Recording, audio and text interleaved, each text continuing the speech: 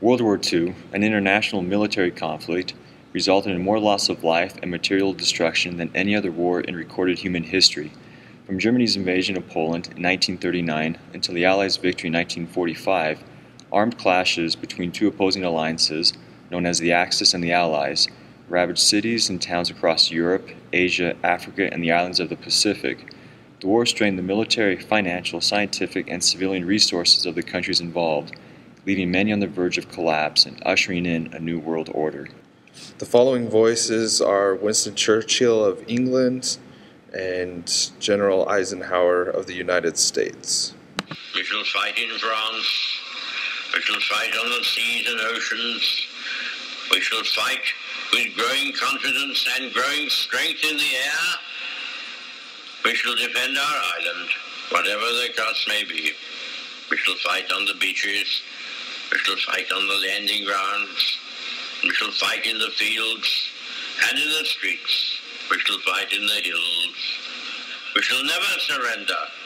And if, which I do not for a moment believe, this island or a large part of it were subjugated and starving, then our empire beyond the seas, armed and guarded by the British fleet, would carry on the struggle until, in God's good time, the new world, with all its power and might, steps forth to the rescue and the liberation of the old.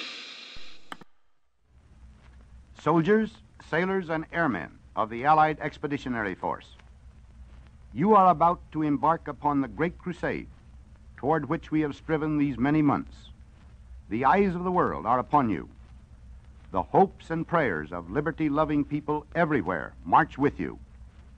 In company with our brave allies and brothers in arms on other fronts, you will bring about the destruction of the German war machine, the elimination of Nazi tyranny over the oppressed peoples of Europe, and security for ourselves in a free world. Your task will not be an easy one. Your enemy is well-trained, well-equipped, and battle-hardened. He will fight savagely. But this is the year 1944. Much has happened since the Nazi triumphs of 1940-41. The United Nations have inflicted upon the Germans great defeats in open battle, man to man. Our air offensive has seriously reduced their strength in the air and their capacity to wage war on the ground. Our home fronts have given us an overwhelming superiority in weapons and munitions of war, and placed at our disposal great reserves of trained fighting men. The tide has turned. The free men of the world are marching together to victory. I have full confidence in your courage, devotion to duty, and skill in battle. We will accept nothing less than full victory. Good luck, and let us all beseech the blessing of Almighty God upon this great and noble undertaking.